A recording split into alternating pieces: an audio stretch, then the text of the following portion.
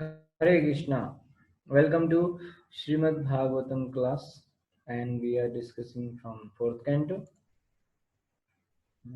हम लोग चतुर्थ स्कंद के 12वें अध्याय पर चर्चा कर रहे थे। ठीक है, तो हमने 13 श्लोक तक कल बात किया था, तो उसके आगे 14वें श्लोक से आज हम बात करेंगे। ठीक है, तो यहाँ पर जो है 13वें श्लोक में बताया गया था कि ध्रुव महाराज ने इस श्लोक पर 36,000 वर्षों तक राज्य किया। उन्होंने सभी तरह के पुण्यों को भोग किया और अशुभ फलों को तपस्या द्वारा क्षीण बनाया। ठीक है, इसके आगे बता रहे हैं, एवं बहुसवं कालम महात्मा विचलेन्द्रियः त्रिवर्गैकं नीत्वा पुत्रायादरण्यपासनम्। एवं इस प्रकार बहु अनेक सवम वर्ष कालम समय महाआत्मा महान पुरुष अविचल इंद्रियों के चलायमान हुए बिना त्रिवर्गा 3 प्रकार के सांसारिक कार्य औपयिकम करने के अनुकूल नीत्वा बिता करके पुत्राय अपने पुत्र को अदात प्रदान कर दिया, नृप आसनम राज सिंहासन। इस प्रकार आत्म संयमी महापुरुष ध्रुव महाराज ने 3 प्रकार के सांसारिक कार्यों धर्म अर्थ तथा काम को ठीक तरह से अनेक वर्षों तक संपन्न किया। तत्पश्चात उन्होंने अपने पुत्र को राज सिंहासन सौंप दिया। ठीक है, अब ध्रुव ने भी अपने पुत्र को राज सिंहासन सौंप दिया। तात्पर्य श्रील प्रभुपाद जी के द्वारा, श्रील प्रभुपाद की जय। धर्म का पालन करने से भौतिक जीवन की पूर्णता प्राप्त होती है, इससे स्वतः आर्थिक विकास होता है और तब समस्त भौतिक इच्छाओं को पूरा करने में कोई कठिनाई नहीं होती। क्योंकि राजा के रूप में ध्रुव महाराज को अपनी स्थिति बनाए रखना था, अन्यथा प्रजा पर शासन करना संभव न था, अतः उन्होंने इसे अच्छी तरह निभाया। जब उन्होंने देखा कि उनका पुत्र बड़ा हो गया है और राज सिंहासन का भार ग्रहण कर सकता है, तो वे तुरंत ही अपना भार उतारकर सांसारिक व्यवस्थाओं से विरक्त हो गए। ठीक है, तो राइट टाइम पे हमें अपनी जो जिम्मेदारियां हैं उनको अपनी अगली पीढ़ी में दे देना चाहिए और भगवान की भक्ति में लग जाना चाहिए, जिस तरह से महाराज उत्तानपाद ने भी किया। अब उनके पुत्र ध्रुव ने भी वही काम किया। ठीक है, तो यहाँ पर प्रयुक्त एक शब्द अविचलेंद्रिय अत्यंत महत्वपूर्ण है, जिसका अर्थ है कि उनकी इंद्रियां विचलित नहीं हुई, न ही उनकी इंद्रिय शक्ति घटी। यद्यपि आयु की दृष्टि से वे अत्यंत वृद्ध हो चुके थे, क्योंकि उन्होंने 36,000 वर्षों तक राज्य किया था, अतः निष्कर्ष निकाला जा सकता है कि वे अत्यंत वृद्ध हो चुके थे। ठीक है, किंतु उनकी इंद्रियां तरुण थी, तो भी वे इंद्रिय तृप्ति में रुचि नहीं रखते थे। देखिए, 36,000 सालों तक वर्ष राज्य किया, माने बहुत बूढ़े हो गए होंगे, लेकिन भगवान ने उनको ये वरदान दिया था, आपको याद होगा, कि आप कभी भी आपकी इंद्रियां वो नहीं होंगी कमजोर, बूढ़े नहीं होंगे। ठीक है, इस तरह से यंग बने रहेंगे। तो चूंकि उनकी इंद्रियां तो बिल्कुल वो जवान ही थे, लेकिन फिर भी उनको उस तरह से इंद्रिय भोग में कोई रुचि नहीं थी, भगवान में उनका मन लगा रहता था। दूसरे शब्दों में वे आत्म संयमी बने रहे ध्रुव महाराज। उन्होंने अपने कर्तव्य सही ढंग से सांसारिक रीति से पूरे किए। यही महान भक्तों की व्यवहार प्रणाली है। भगवान श्री चैतन्य के एक महान शिष्य श्री रघुनाथ दास गोस्वामी एक धनी व्यक्ति के पुत्र थे। उन्होंने सांसारिक सुख भोगने की तनिक भी इच्छा न थी। ठीक है, किंतु जब उन्हें सूबे का प्रबंध करने का भार सौंपा गया तो वे सुचारू रूप से करते रहे। श्री गौर सुंदर ने उन्हें सलाह दी कि अंदर से तुम अपने आप को तथा अपने मन को पूर्ण रूप से पृथक रखो, किंतु बाहर से सारे कार्य उसी तरह करते रहो जिस रूप में वे होने चाहिए। तो देखिए, यहाँ बता रहे हैं कि जो रघुनाथ दास गोस्वामी थे, उनके बारे में मैंने आपको एक बार बताया था। तो यहाँ पे रघुनाथ दास गोस्वामी बहुत बड़े एक व्यक्ति, बहुत धनी व्यक्ति के बेटे थे। तो पर उनको इस तरह से कोई घमंड नहीं था, किसी भी तरह से वो इस संसार की चीजों में नहीं लगे रहते थे। ठीक है, तो उनको इतने बड़े व्यक्ति के बेटा होने के बावजूद ऐसी कोई इच्छा नहीं थी कि कोई इंद्रिय तृप्ति मिले या सांसारिक सुख भोग की इच्छा नहीं थी। लेकिन बाद में उनको एक, उनका चूंकि बड़ा बड़े जमींदार थे उनके पिता, तो एक सूबे का उनको भी जो है प्रबंध दे दिया कि आप एक सूबा आप देखेंगे, एक एरिया का उनको बना दिया इंचार्ज उनके पिता ने। तो वो अपना उसको अच्छे से करते थे, है ना, लेकिन उसमें इन्वॉल्व नहीं होते थे, माने उसमें उन्होंने को कोई लगाव नहीं था, पर अपना कर्तव्य समझ के उसे करते रहते थे।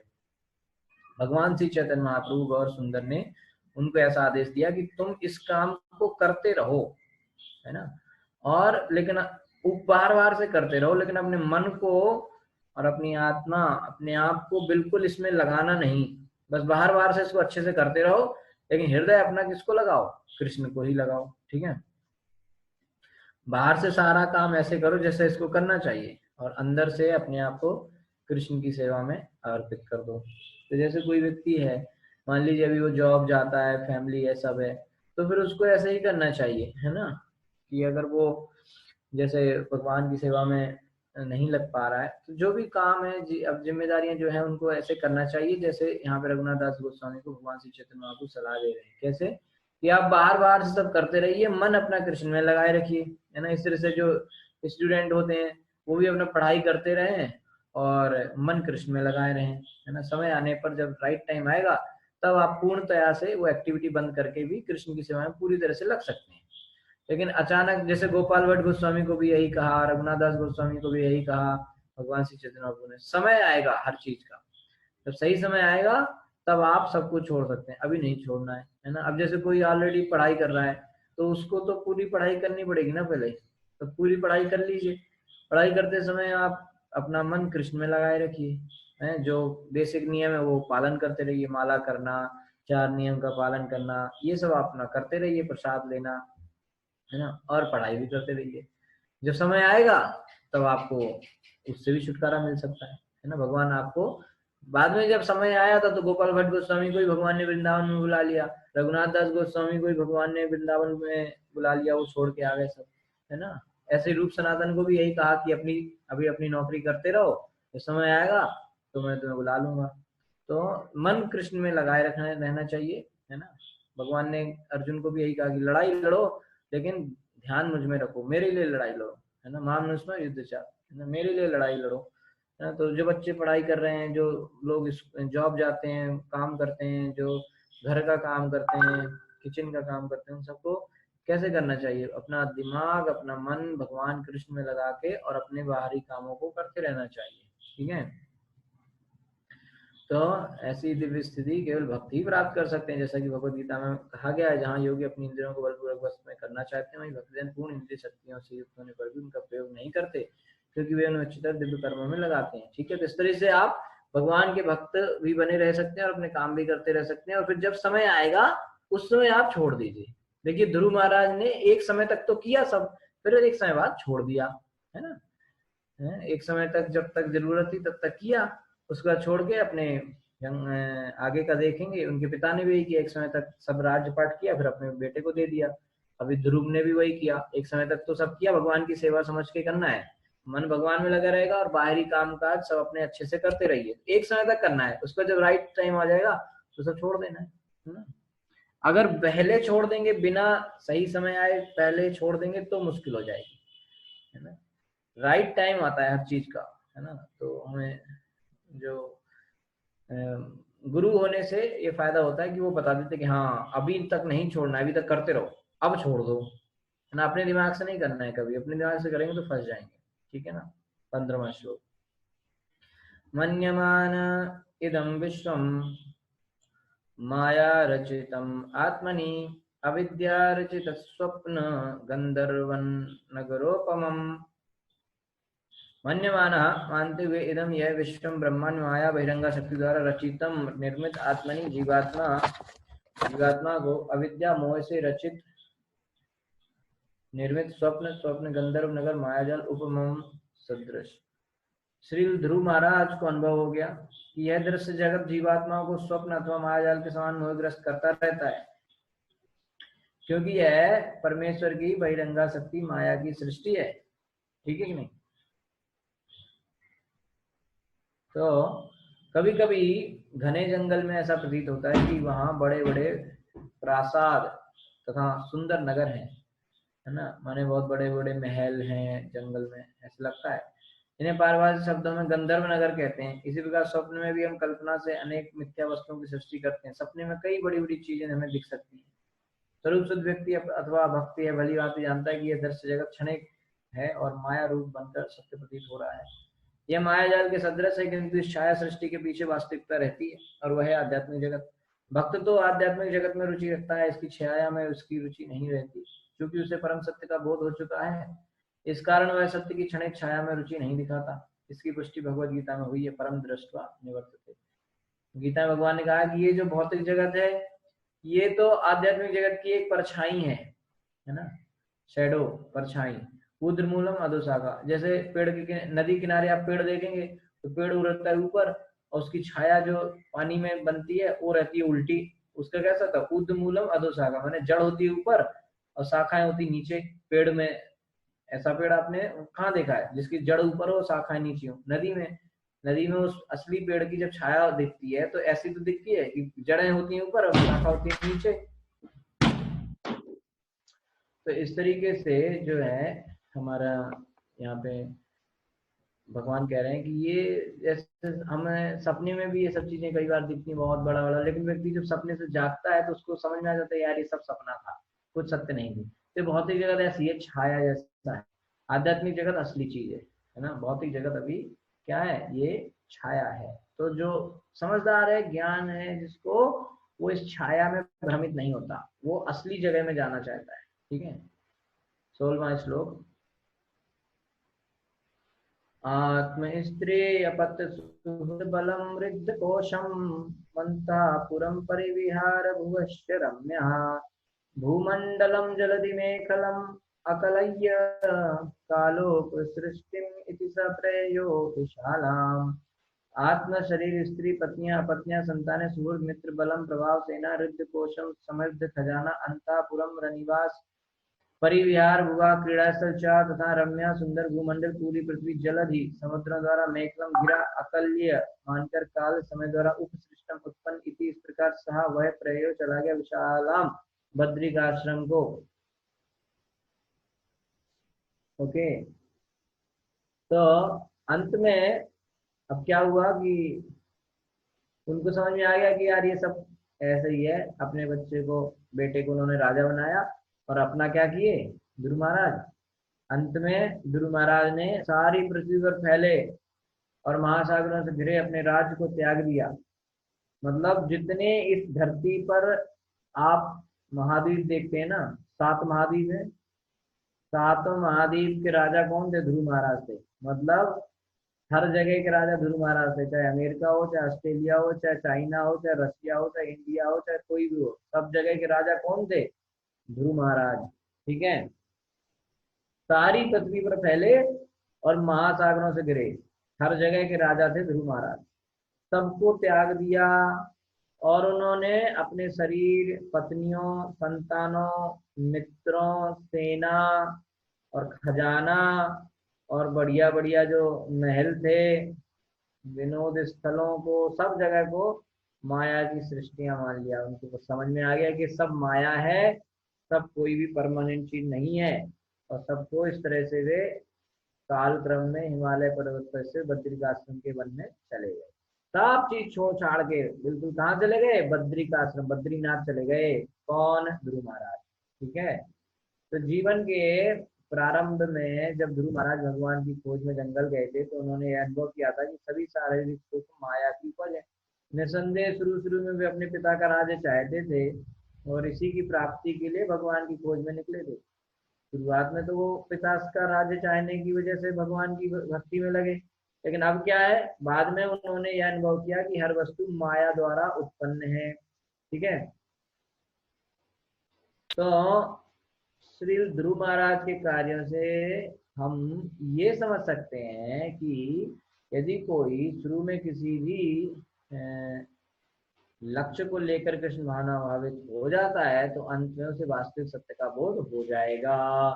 जैसे शुरू में हो सकता है हमें कोई भौतिक इच्छा रही हो कि भैया हमारी नौकरी लग जाए, कि भैया हमको ये हो जाए, वो मिल जाए, ये मिल जाए।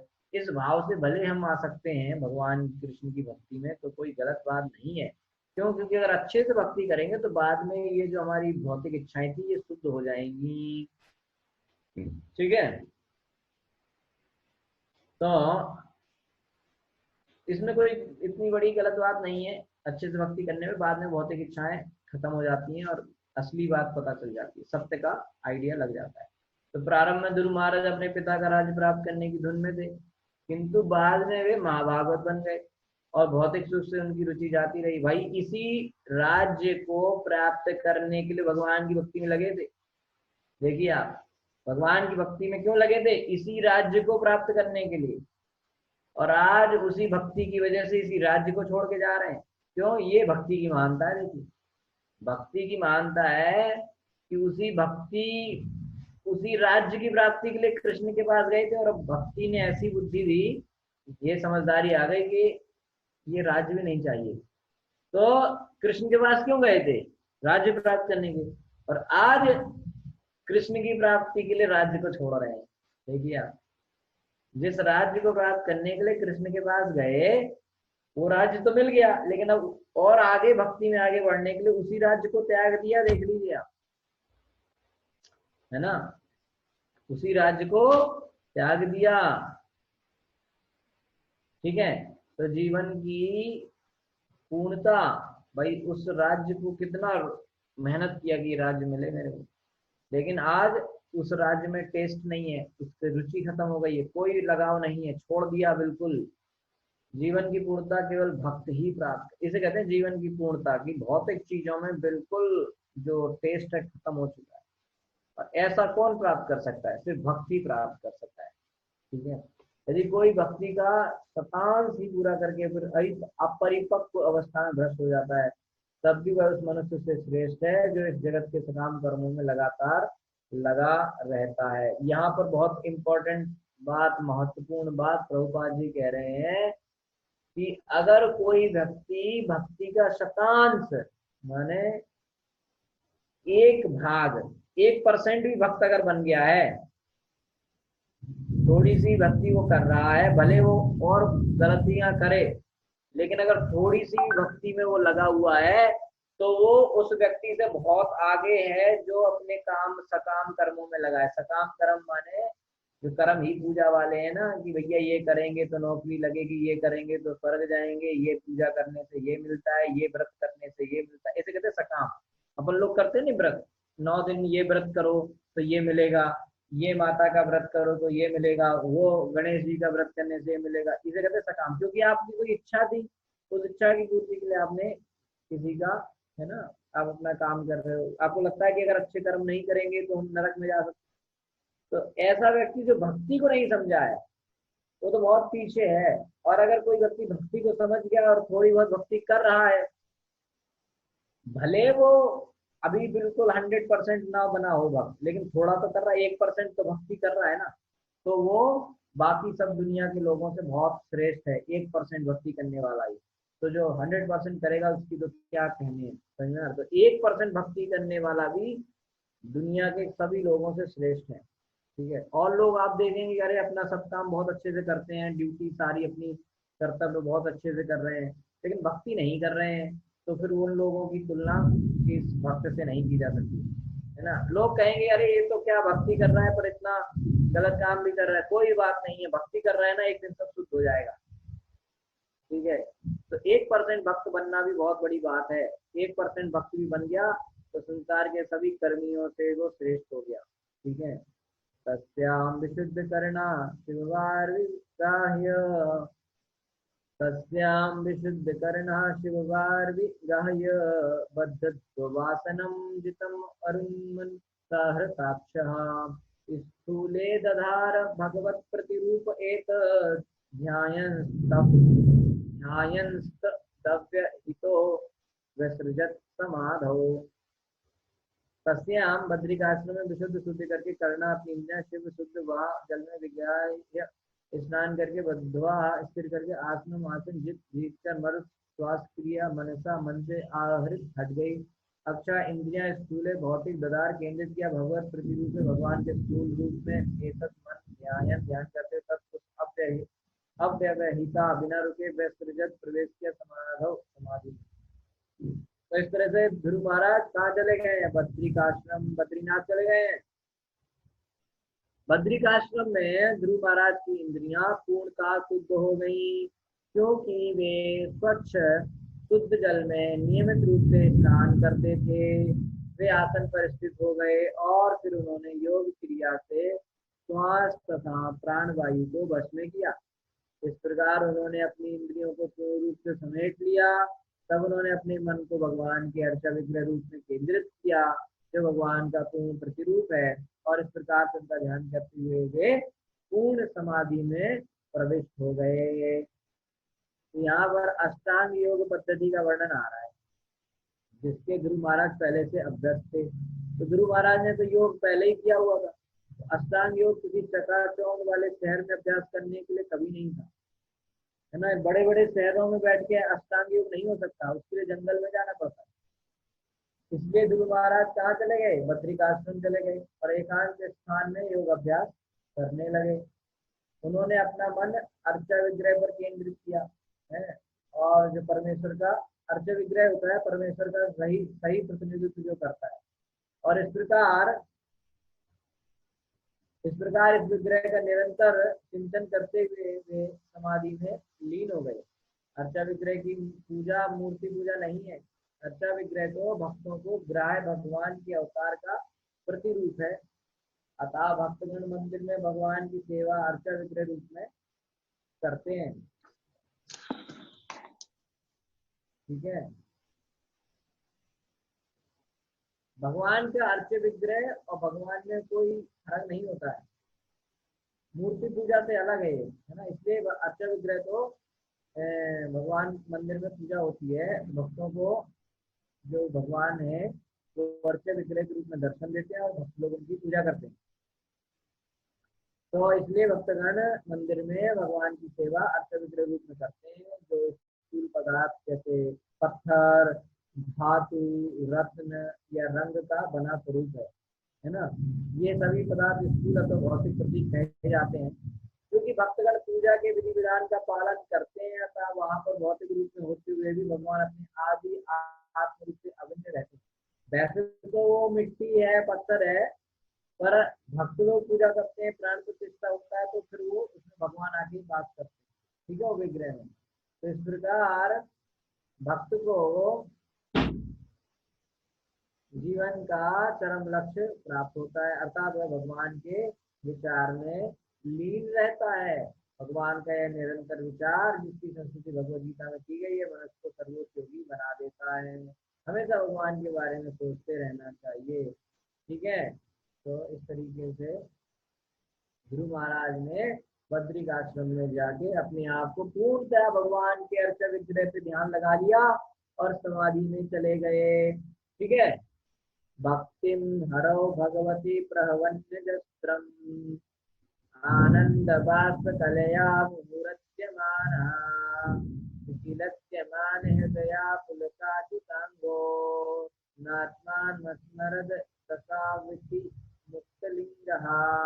भक्ति हरो, हरि में भगवती भगवान प्रभुवन निरंतर लगे रहकर अजस्त्र सदैव आनंद आनंदमय बाष्प कलया आंसुओं की धारा से मुंह बारंबार अर्ध्यमान अभिभूत होकर विकलित्यमान द्रवित हृदय, उसका हृदय पुलक रोमांच आतिश ढका अंक, उसका शरीर ना नहीं आत्मानंद शरीर अस्मरत स्मरण असौ वह इसी प्रकार मुक्त लिंगा सूक्ष्म शरीर से मुक्त।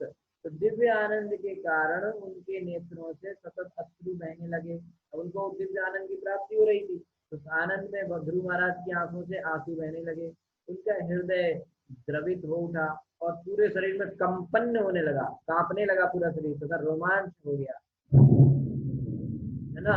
रोम रोम खड़े हो जाते हैं ना, बिल्कुल कांपने लगे, आंसू बहने लगे। तो भक्ति की समाधि में पहुंचने से ध्रुव महाराज अपने शारीरिक अस्तित्व को पूर्णतः भूल गए। ठीक है। और तुरंत ही वे भौतिक बंधन से मुक्त हो गए, शरीर के बंधन से बिल्कुल मुक्त हो गए। ठीक है।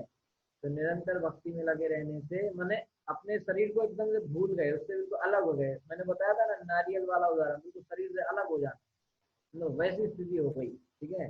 तो निरंतर भक्ति में लगे रहने से, जैसा कि नवदा भक्ति में संस्कृति है ना। प्रहलाद महाराज ने नवदा भक्ति बताई ना, श्रवणम कीर्तनम विष्णु स्मरणम कारसेवनम अर्चनम वंदनम दास्यम साक्ष्यम आत्मनिवेदनम। ठीक है। तो ये नवदा भक्ति है। और नवदा भक्ति में जिस तरीके से बताया गया है कि भक्त के शरीर में विभिन्न लक्षण प्रकट होते हैं, तो ये 8 शारीरिक भाव जिनसे पता चलता है कि भक्त भीतर से मुक्त हो चुका है। इसे कहते हैं अष्ट विकार। 8 तरह के भाव प्रकट होते हैं जिससे पता चलता है कि व्यक्ति पूर्णतया से शरीर से मुक्त हो चुका है। इसे कहते हैं अष्ट सात्विक विकार। तो जब भक्त को अपने शरीर की रंच भर भी सुधी नहीं रह जाती तो समझना चाहिए कि वह मुक्त हो गया है। उसको पता ही नहीं चलता कि अपने शरीर में अब क्या चल रहा है ना। वह शरीर में बंधा नहीं है। यहाँ पर उदाहरण दिया जा सकता है कि जब देखिए यहाँ प्रभुपाद जी वही उदाहरण दे रहे हैं। यहाँ पर उदाहरण दिया जा सकता है कि जब नारियल पूरी तरह सूख जाता है तो वह बाहरी खोल से भीतर की गरी बिल्कुल अलग हो जाती है।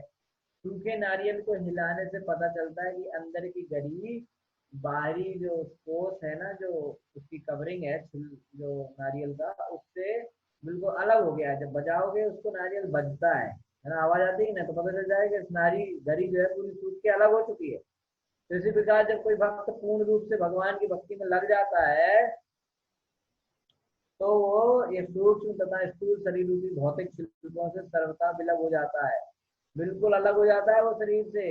गुरु महाराज को जीवन की अवस्था निरंतर भक्ति करते रहने से प्राप्त हो चुकी थी।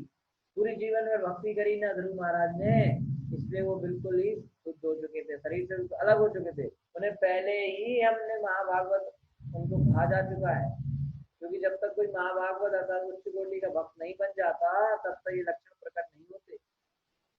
ठीक है, भगवान चैतन्य में ये समस्त लक्षण प्रकट थे, ठाकुर हरिदास में भी ये प्रकट थे, और ऐसे अनेक भक्त हैं जिनमें ये लक्षण प्रकट रहते हैं। पर इन लक्षणों की नकल नहीं करनी चाहिए, किंतु जब कोई सचमुच ही आगे बढ़ जाता है तो लक्षण अपने आप प्रकट हो जाते हैं। अपने आप होता है, ये हमें करना नहीं है कि हम बस कांपने लगे और रोने लगे, ये अपने आप आता है। तो उस समय ये समझना चाहिए कि भक्त भौतिक रूप से मुक्त हो गया है। निसंदेह भक्ति प्रारंभ करते ही मुक्ति का मार्ग खुल जाता है। जिस प्रकार से पेड़ से तोड़ा गया नारियल तुरंत टूटने लगता है, गरीब को खोल से विलग होने में कुछ समय अवश्य लगता है। ठीक है, तो जब हम भक्ति प्रारंभ करते हैं तो थोड़ा समय लगेगा पूर्णतया हमें मुक्त होने में, क्योंकि जब अपन नारियल को पेड़ से अलग कर दो तो वो तुरंत टूटने लगता है अंदर से, लेकिन पूरी तरह टूटने में उसको कुछ तो समय लगेगा ना। इस तरह से जब भक्ति शुरू हो जाती है और हमने भौतिक चीजों से अलग हो गए तो फिर हम भक्त बनने लगते हैं, और पूरी तरह से शुद्ध होने में जो है थोड़ा समय लगता है। ठीक है, जिस तरीके से व्यक्तियों को जो अष्ट सात्विक विकार बाहर से पता चल जाते हैं कि ये भक्त पूर्णतया शरीर से मुक्त हो चुका है, लेकिन कभी कभी हम लोगों को, हमने देखा है कि हम लोगों को भी कभी कभी मंदिर जाएंगे या कभी कोई कथा सुनने के बाद या कभी कुछ ऐसे, कुछ लोग रोने लगते हैं, कुछ लोगों को इस तरह से आ जाता है ना। तो वो हमें देखना चाहिए कि क्या वो कृष्ण के लिए आता है या फिर टीवी सिनेमा देखने के बाद भी आता है। हमारा साधना में कितना मन है ना, हमको जप करने का कितना मन करता है, तो वो सब देखना चाहिए, है ना। साधना में कितना मन है ना, तो वो सब देख के पता करना चाहिए। अभी कुछ लोग हैं वो रोते रहते हैं, टीवी देख के भी रोते हैं, है ना, और मंदिर में जाके भी रोते हैं, तो वो सब नहीं है। ठीक है, वो सही बात नहीं है। ठीक है, इस श्लोक में एक और महत्वपूर्ण शब्द आया है, उसे कहते हैं मुक्त लिंग, जिसका अर्थ है मुक्त सूक्ष्म शरीर। जब मनुष्य मरता है तो वह स्थूल देह को त्याग देता है, ग्रॉस बॉडी, 5 तत्व से बना शरीर को कहते हैं स्थूल शरीर, इसको त्याग देता है। और एक है सूक्ष्म शरीर, वो बना है मन बुद्धि अहंकार से। तो मन बुद्धि अहंकार से बना हुआ सूक्ष्म शरीर यानी कि सटल बॉडी, वो क्या करती है, वो आत्मा को अगले शरीर में ले जाता है।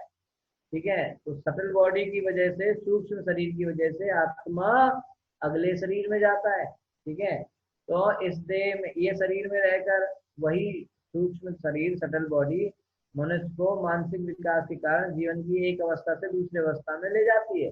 तो छोटे जो बच्चे होते हैं उनकी मानसिक दशा बालक की दशा से भिन्न होती है। छोटे बच्चे की मानसिक स्थिति और बड़े बच्चे की मानसिक स्थिति अलग अलग होती है। और बालक जब और बड़ा हो जाता है, तरुण स्थिति में, तरुण से वृद्ध पुरुष, सब अलग है। ठीक है, अतः मृत्यु के समय देहों का परिवर्तन सूक्ष्म देह के कारण होता है। सटल बॉडी की वजह से आत्मा शरीर बदलती है मन बुद्धि अहंकार की वजह से। तो मन बुद्धि अहंकार आत्मा को एक शरीर से दूसरे शरीर में ले जाते हैं, स्थूल शरीर में। यह आत्मा का, इसे कहते हैं देहांतर।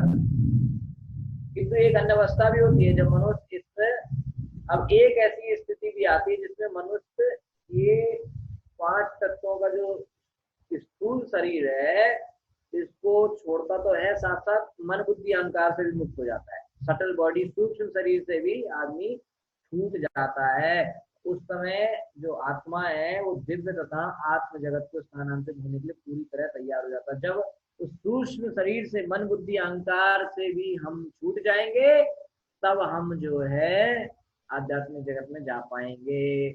तो ध्रुव महाराज के शारीरिक लक्षणों के वर्णन से पता चलता है कि वे आध्यात्मिक वैकुंठ धाम में स्थानांतरित होने के लिए पूर्ण रूप से तैयार हो चुके थे। हम दैनिक जीवन में भी सूक्ष्म स्थूल शरीर का अनुभव कर सकते हैं। स्वप्न में मनुष्य का देह बिस्तर पर पड़ा रहता है। आदमी जब सपने में होता है तो उसका शरीर ये स्थूल शरीर तो बिस्तर पे रहता है, लेकिन आदमी अपने सूक्ष्म शरीर को लेके, सटल बॉडी को लेके आत्मा जो है दूसरे जगह भी चली जाती है। घूम फिर के आ जाते हैं ना सब जगह। सपने में यहाँ गया था वहां गया था, तो कैसे गया था? सूक्ष्म शरीर लेके जाता है, ठीक है। किंतु स्थूल देह को बनाए रखने होता है, इसलिए सूक्ष्म देह वापस चला आता है और स्थूल देह में पुनः बस जाता है। तो इस तरीके से घूम घाम के आदमी अपनी स्थूल जो सटल बॉडी को लेके आदमी सूक्ष्म शरीर को लेके सपने में कई जगह घूम आता है और बाद में फिर इसी ग्रॉस बॉडी में आ जाता है। 5 तत्व की थोड़ा साइंटिफिक है ना, समझ में आ रहा है कि नहीं? ठीक है। तो मनुष्य को सूक्ष्म देह से भी स्वतंत्र होना पड़ता है, वह स्वतंत्रता मुक्त लिंग कहलाती है।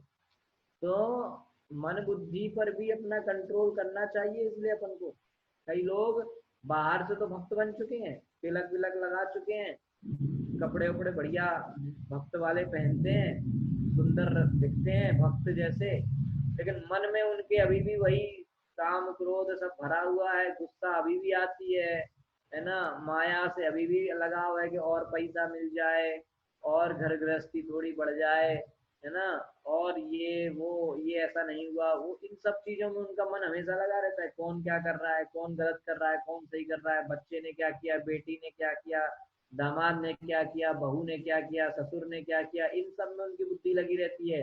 राजनीति में क्या चल रहा है। तो ये मन और बुद्धि तो भगवान की भक्ति में नहीं लगी अभी तो इस मन और बुद्धि को भी भक्ति में लगाना है। इन सब चीजों से, भौतिक चीजों से बिल्कुल अलग करना है, तभी तो होगा। नहीं तो ग्रॉस बॉडी से कोई समस्या नहीं है, ये जो शरीर दिखता है इससे ज्यादा समस्या नहीं है, क्योंकि ये तो मरने के बाद वैसे ही छूट जाएगा। लेकिन मरने के बाद जो नहीं छूटता, ध्यान देने वाली बात है, मरने के बाद जो नहीं छूटता है वो है मन बुद्धि अहंकार। तो सबसे बड़ी लड़ाई है मन बुद्धि अहंकार से, क्योंकि ये शरीर तो एक दिन बूढ़ा हो जाएगा, इसको तो छोड़ना ही पड़ जाएगा। लेकिन अगर मन बुद्धि अहंकार नहीं छोड़ा तो वही मन बुद्धि अहंकार फंसाता है जानवर के शरीर में, और नहीं कोई शरीर मिला तो भूत बन जाते हैं। ठीक है, भूत बन के भटकते रहते हैं, भटकती आत्मा कहते हैं, भटकती आत्मा। तो भटकती आत्मा क्यों भटकती आत्मा है? क्योंकि वो आत्मा का भी मन बुद्धि अहंकार से छुटकारा नहीं मिला है, ठीक है, और वो भटक रही है, उसको बहुत सारी चीजें चाहिए, लेकिन अभी शरीर नहीं है, तो और दुख, भूतों को तो बहुत ज्यादा कष्ट होते हैं, है ना। तो फिर वो सूक्ष्म शरीर जो है ना, मन बुद्धि अहंकार, इनसे हमें अहंकार और मन बुद्धि और मिथ्या अहंकार, इससे भी छुटकारा पाना है।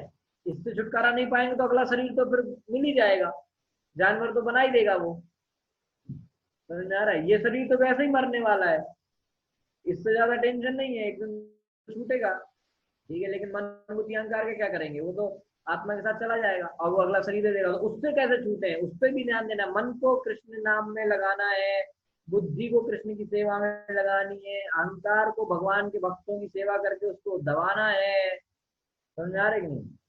तो स्थूल शरीर से मुक्त होना बहुत जरूरी है, ठीक है। भारी भारी भक्त बनने से काम नहीं चलने वाला है, समझ में आ रहा है कि नहीं? ठीक है, तो अभी डिस्कनेक्ट होने पे आप लोग दोबारा से ज्वाइन कर सकते हैं, 7 बजे तक चलेगा, ठीक है।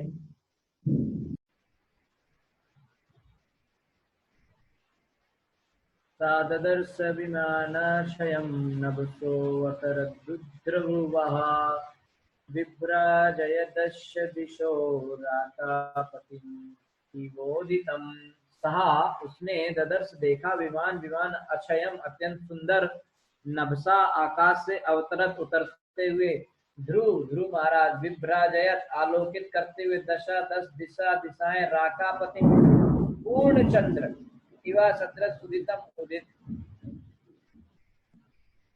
तो ज्यों ही उनके किसके ध्रुव महाराज के ज्यों ही उनके मुक्ति के लक्षण प्रकट हुए उन्होंने एक अत्यंत सुंदर विमान को आकाश से नीचे आते हुए देखा मानो जैसे तेजस्वी पूर्ण चंद्रमा दसों दिशाओं को आलोकित करते हुए नीचे आ रहा है। तो ध्रुव महाराज ने देखा कि बहुत चमकदार एक विमान आ रहा है नीचे की तरफ, ऐसे लग रहा था जैसे चंद्रमा ही नीचे उतरता चला आ रहा हो। समझ में आया? अर्जित ज्ञान कई प्रकार का होता है, प्रत्यक्ष ज्ञान, अधिकारियों से प्राप्त ज्ञान, दिव्य ज्ञान, इंद्रियातीत ज्ञान और अंततः आत्मज्ञान। तो जब मनुष्य अवरोही विधि से ज्ञान प्राप्त करने की अवस्था को लांघ जाता है तो वह तुरंत दिव्य पद को प्राप्त हो जाता है। गुरु महाराज देहात्म बुद्धि से मुक्त होकर दिव्य ज्ञान को प्राप्त थे, अतः वे दिव्य विमान को देख सकते थे जो पूर्ण चंद्रमा के समान प्रकाशमान था। ज्ञान की प्रत्यक्ष या अप्रत्यक्ष अनुभूति से ऐसा कर पाना संभव नहीं है। ऐसा ज्ञान तो भगवान की विशेष कृपा से प्राप्त होता है, किंतु भक्ति या कृष्ण चेतना की ओर क्रमशः अग्रसर होने से मनुष्य ज्ञान के पद को प्राप्त कर सकता है। दिव्य ज्ञान होने के बाद इस तरह से वैकुंठ से आए हुए विमान को व्यक्ति देख सकता है, नहीं तो नहीं देख सकता। ठीक है, तो अब विमान आ रहा है उनको लेने के लिए ध्रुव महाराज को। ठीक है, तत्रानुदेव प्रवरौ चतुर्भुजौ श्यामौ किशोरावरुणाम्बुजे क्षणौ स्थितावश्रभ्य गदां सुवासिसौ किरीटहारांगदचारुकुंडलौ। तत्र वहां अनुतब देव प्रवरौ दो अत्यंत सुंदर चेतना देवता चतुर्भुजौ चार भुजाओं वाले श्यामौ श्याम वर्ण के किशोरौ अत्यंत अरुण लाल अंबुज कमल ईक्षणौ आंखों वाले स्थितौ स्थित अवश्रभ्य लिए गदा गदाम गदा सुवासितौ सुंदर वस्त्रों से किरीट मुकुट हार माला अंगद विजावट चारु सुंदर कुंडलों कान के कुंडल सहित। तो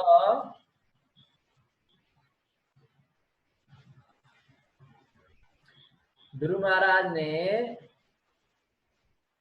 विमान आ रहा था ऊपर से चंद्रमा के जैसे, चंद्रमा उतर रहा हो। ध्रुव महाराज ने विमान में भगवान विष्णु के दो अत्यंत सुंदर पार्षदों को देखा। विष्णु दूत थे उसमें दो, और उनके चार भुजाएं थी और श्याम वर्ण की शारीरिक कांति थी। श्याम वर्ण था, चार भुजाएं थी किसकी? विष्णु दूतों की, जो कि विमान में बैठे हुए थे। और वो लोग बड़े ही यंग थे, तरुण थे, और उनके आंखें लाल कमल पुष्पों के समान थी। हाथों में गदा लिए हुए थे और उनकी वेशभूषा बहुत ही ज्यादा आकर्षक थी। तो वे मुकुट धारण किए हुए थे और हारों बाजूबंद तथा कुंडलों से सुशोभित थे, मतलब बहुत सुंदर थे। तो विष्णु लोक के वासी भगवान विष्णु के ही समान शारीरिक लक्षण वाले होते हैं। वे भी गदा शंख कमल तथा चक्र धारण करते हैं। इस श्लोक में स्पष्ट कहा गया है कि उनके चार हाथ थे और वे सुंदर वस्त्रों से आभूषित थे। उनके शारीरिक अलंकरण का वर्णन विष्णु से मेल खाता था। अतः विमान द्वारा जो दो असामान्य व्यक्ति आए वे विष्णु लोक से सीधे आए थे, डायरेक्ट। विज्ञाय तौत्तम गाय किंकरौ अभ्युत्थिता साध्वस विस्मृत कृम्ननाम ननाम नामानि गृह्णमधुद्विषः पार्षद प्रधाना विधि संघंतांजलि। विज्ञा जानकर तो उन दोनों को उत्तम गाय उत्तम यश वाले विष्णु के किंकरौ दो दास अभ्युत्थिता खड़ा हो गया, सात दशा हट बढ़ाकर विस्मृता भूल गया, क्रम उचित व्यवहार नना नमस्कार किया, नामानी नामों को गृणन उच्चारण करते जपते मधुद्विषा मधु के शत्रु भगवान के पार्षद पार्षद प्रधानों प्रमुख इति इस प्रकार संगत बद्ध अंजलि हाथ जोड़े। तो ये देखकर कि ये असाधारण पुरुष भगवान के प्रत्यक्ष दास हैं, जब ध्रुव महाराज ने देखा कि अरे तो वैकुंठ से विष्णु दूत चले आ रहे हैं, तो ध्रुव महाराज तुरंत ही उठ खड़े हुए, लेकिन हड़बड़ाहट में जल्दी जल्दी की वजह से वो जो प्रॉपर तरीके से स्वागत करते हैं वो कर नहीं पाए, भूल गए, क्योंकि इतना हड़बड़, अचानक से विष्णुदूत आ गए तो हड़बड़ा गए जल्दी जल्दी में, उनको पता ही नहीं चला कैसे स्वागत करें। तो अतः उन्होंने हाथ जोड़कर केवल नमस्कार किया और भगवान के पवित्र नामों की महिमा का जप करने लगे। तो भगवान के पवित्र नाम का जप हर तरह से संपूर्ण होता है। अगर कुछ समझ में नहीं आ रहा तो नाम जप करने लगो, हरे कृष्णा कृष्ण कृष्णा हरे हरे, हरे राम राम राम हरे हरे, सब काम संपूर्ण हो गया, सारी पूजाएं पूरी हो गई। ठीक है, कुछ समझ में नहीं आ रहा है, हरे कृष्ण नाम जप कर लो। ठीक है, तो जब ध्रुव महाराज ने 4 भुजाओं वाले तथा सुबेश वाले विष्णुदूतों को देखा तो जान गए कि कौन थे, किंतु कुछ समय के लिए चकरा गए। अचानक से आ गए ना भाई, कोई पहले से फोन तो करा नहीं था कि हम आ रहे हैं, अचानक से आ गए, अब बेचारे हड़बड़ा गए, क्या करें भाई, है ना। तो किंतु फिर भगवान के, वे जान गए कि कौन थे, कुछ समय के लिए चकरा गए, किंतु फिर भगवान के पवित्र नाम अर्थात हरे कृष्ण महामंत्र का जप करके वे अकस्मात प्रकट होने वाले आसमान अतिथियों को प्रसन्न कर सके। तो अचानक से भक्त आ गए, तो अचानक से अब क्या करें, तो उन्होंने हरे कृष्ण महामंत्र जप कर लिया और उनका स्वागत कर दिया। ठीक है, भगवान के पवित्र नाम का कीर्तन संपूर्ण होता है। हरे कृष्ण महामंत्र का कीर्तन खाली कर लें, सब काम हो जाता है, कोई विधि फिर रह नहीं गई, कोई पूजा नहीं रहेगी जहाँ हरे कृष्ण महामंत्र हो गया। ठीक है, तो यद्यपि विष्णु को या उनके पार्षदों को प्रसन्न करने की विधि किसी को ज्ञात नहीं है, फिर भी यदि निष्ठा पूर्वक केवल उनके नाम का जप किया जाए तो सब कुछ ठीक हो जाता है। तो वैसे लोग जब पूजा पाठ करते हैं तो कहते हैं भैया हमें भगवान कुछ मालूम नहीं है, जानकारी नहीं है, छोटी मोटी पूजा कर दी, आप स्वीकार करो। तो भगवान इसीलिए तो कह रहे हैं कि अगर तुमको कुछ नहीं जानकारी है तो फिर काहे पूजा पाठ के चक्कर में पड़े हो भाई, हरे कृष्ण महामंत्र का जप करो, कीर्तन करो। ठीक है, जब सरल तरीका बताएं तो जो लोग पूजा वूजा करते हैं लेकिन हरे कृष्ण महामंत्र का जप नहीं करते, उनका तो बेड़ा गर्क है, समझो, मतलब क्या कर रहे हैं, क्योंकि पूजा में बहुत सारी गलतियां होंगी, अपराध होंगे, लेकिन जो हरे कृष्ण महामंत्र का जप कर रहे हैं वो बढ़िया है, उनको कोई टेंशन नहीं है। तो पूजा वूजा भी करें अगर, तो बाद में हरे कृष्ण महामंत्र का कीर्तन जरूर करना चाहिए। वैसे तो कलयुग में हरे कृष्ण महामंत्र का कीर्तन ही काफी है ना, संपूर्ण है ना, वो कीर्तन कर लिया, सारी सारी पूजा अपने आप पूरी हो गई। ठीक है, तो अगर किसी को विष्णु को कैसे प्रसन्न करना है, कृष्ण की पूजा कैसे करनी है, कैसे कृष्ण को प्रसन्न करें, ये सब विधि विधान नहीं मालूम है, तो बस हरे कृष्ण महामंत्र का कीर्तन करते रहो, जप करते रहो, माला करते रहो, बस भगवान प्रसन्न हो जाएंगे आपसे। और कोई चीज आपको नहीं आती, कोई दिक्कत नहीं है, हरे कृष्ण महामंत्र तो आता है ना, क्योंकि सारे वेदों का सार है ये, ब्रह्मा जी ने कहा ये बात। ठीक है, अतः भक्त चाहे संकट में हो अथवा सुख में हो, हरे कृष्ण महामंत्र निरंतर जप करता है, जब वह संकट में होता है तो तुरंत उसे छूट जाता है, और जब वह भगवान विष्णु के पास का दर्शन करने की स्थिति में होता है तो वह भगवान के महामंत्र के जाप द्वारा प्रसन्न कर सकता है। महामंत्र की यह परम प्रकृति है, संकट तथा सुख दोनों की दशा में से बिना रोक टोक के जपा जा सकता है। भाई हरे कृष्ण महामंत्र हमेशा किया जाना चाहिए और हर परिस्थिति में कर सकते हैं, चाहे शादी हो, चाहे ब्याह हो, चाहे अंतिम संस्कार हो, हर जगह हरे कृष्ण महामंत्र चलते रहना चाहिए, वो दिखता है।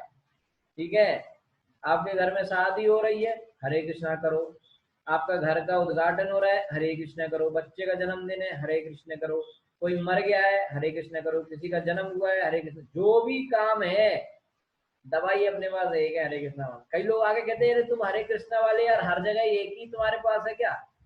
हमको वो एक ही तो काफी है हर जगह के लिए, है ना। किसी के घर में जब हम लोग यूथ प्रोग्राम करते थे तो एक बार जो है किसी के घर में कुछ घटना घट गई, कोई व्यक्ति मर गया, तो हमने कहा चलो उनके यहाँ जाना है, उनके यहाँ पे एक जन की मृत्यु हो गई है, अपन लोग चलेंगे वहाँ पे, जाएंगे।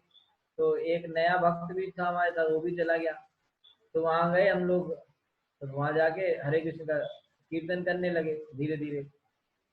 तो अच्छा, फिर कुछ दिन बाद एक जगह पे क्या नाम करके बर्थडे पार्टी थी, वहां भी गए, वहां भी हरे कृष्ण कीर्तन करने लगे।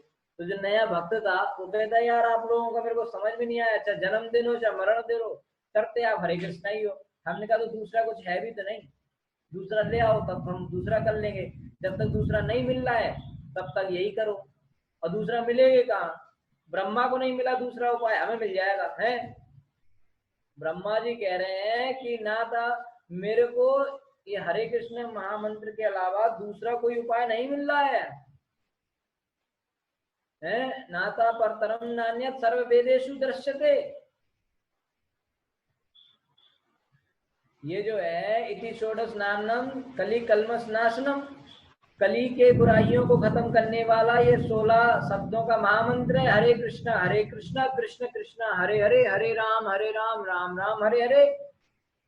कलयुग के प्रभावों को, बुराइयों को खत्म करने वाला एक उपाय है, वो है ये 16 शब्दों का महामंत्र। नातरम परतरम नान्य बोल रहे हैं, इससे बढ़कर कोई और दूसरी चीज मिल नहीं रही है। सर्वेदेषु दृश्यते, ठीक है, इससे कोई दूसरा उपाय नहीं मिल रहा है मुझे। सर्वेदेषु दृश्यते, सारे वेदों को छान लिया मैंने। कौन कह रहा है? ब्रह्मा जी। तो भैया जब ब्रह्मा जी को कोई दूसरा उपाय नहीं मिला वेदों को छान के कलयुग के लिए, उनको सिर्फ एक ही उपाय मिला, वो हरे कृष्ण मंत्र का जप करना, तो हमें कैसे मिल जाएगा दूसरा? तो चाहे कुछ हो, चाहे जन्मदिन हो, चाहे मरण दिन हो, चाहे कोई सा भी दिन हो, चाहे कोई सा भी उपलक्ष्य हो, कोई भी घटना घटे, दवाई एक ही है, हरे कृष्ण। ठीक है, चाहे कुछ हो, सुबह शाम, बस अपन को चाहे कोई भी चीज हो, ठीक है, कोई भी चीज हो, करना अपन को एक ही चीज है, वो है हरे कृष्ण की। अपना तो भैया सीधा फंडा है, कॉम्प्लिकेशन है ही नहीं। इसको समझने में कोई दिक्कत है क्या?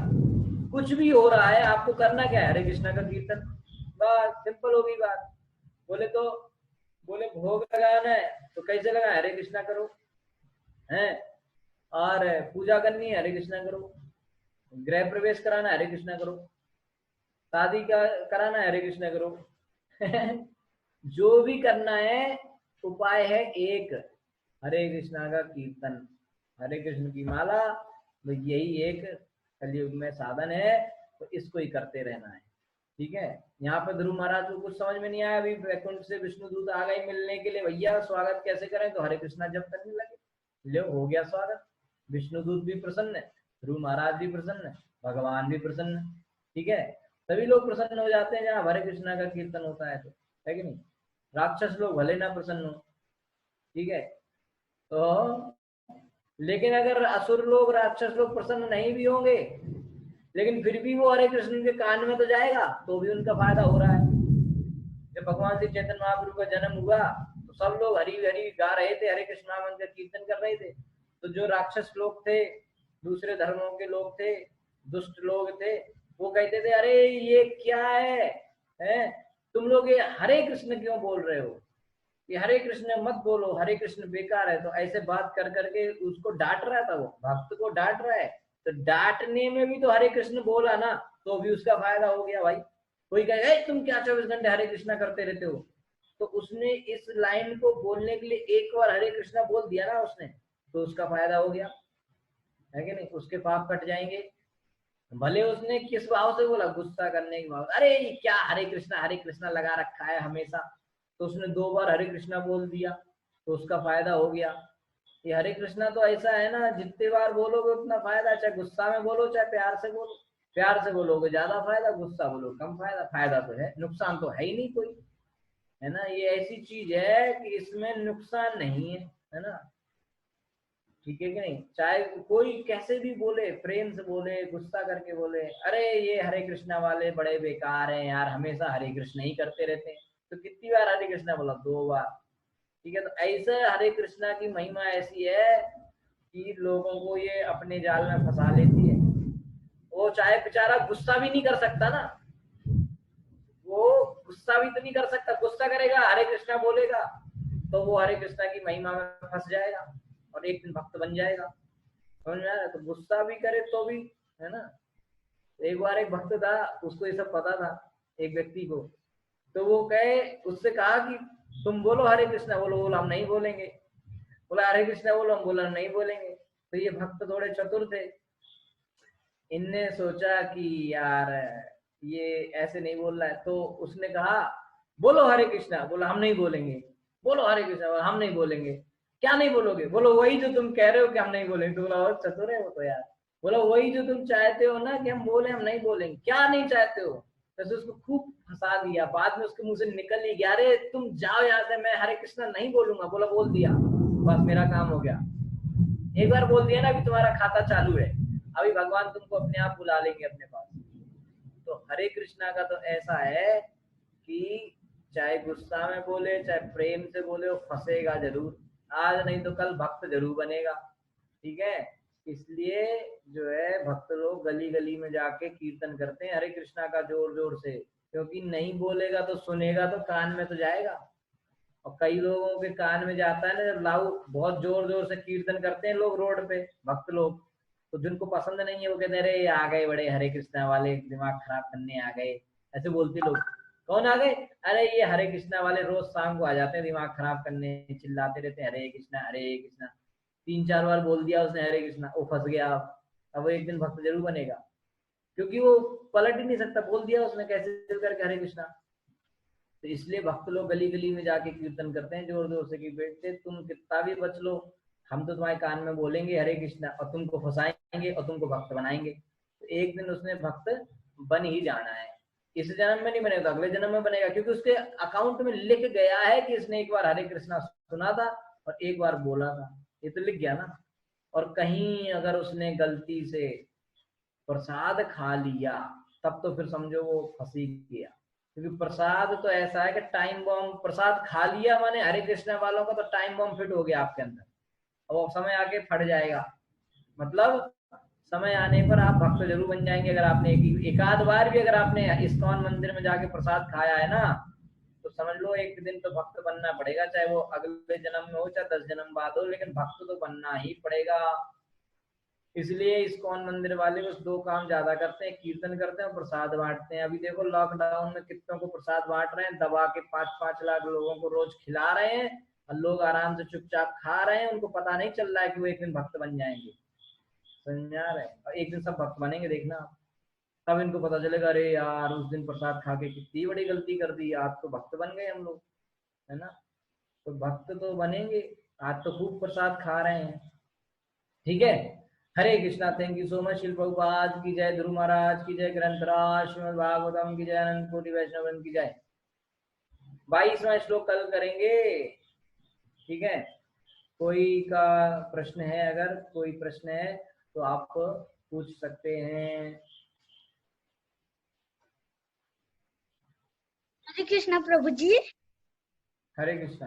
कहाँ से बोल रहे हैं आप? हम पुणे से बोल रहे हैं।